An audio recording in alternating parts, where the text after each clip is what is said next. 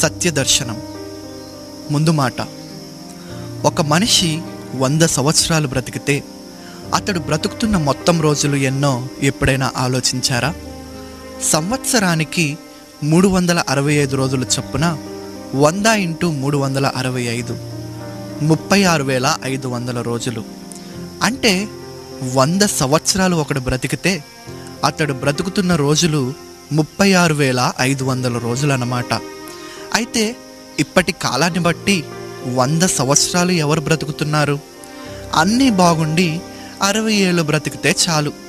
ఆ తర్వాత బ్రతికిన వాళ్ళు తిట్టి వీళ్ళు కొట్టి ఏ పని చేసుకోలేక నానాయాతన పడాలి.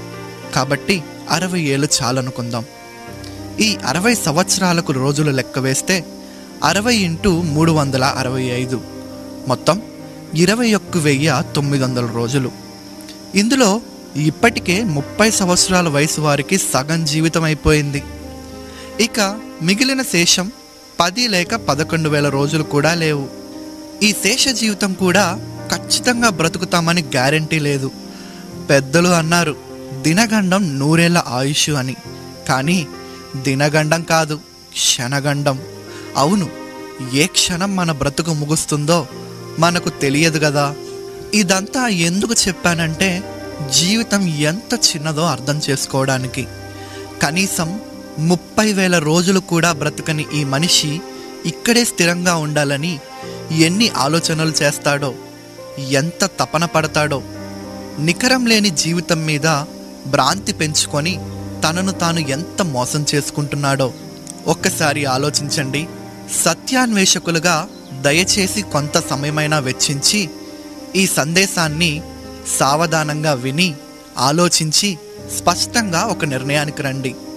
తర్వాత విందాంలే అని అనుకుంటే ఒక్క దినాన నీవు పశ్చాత్తాపపడే పరిస్థితి ఖచ్చితంగా వస్తుంది.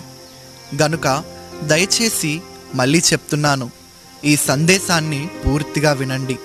ధన్యులు కాగలరు, నెమ్మది పొందగలరు, మోక్షానికి చేరగలరు. ప్రేమతో మీ శ్రేయోభిలాషి.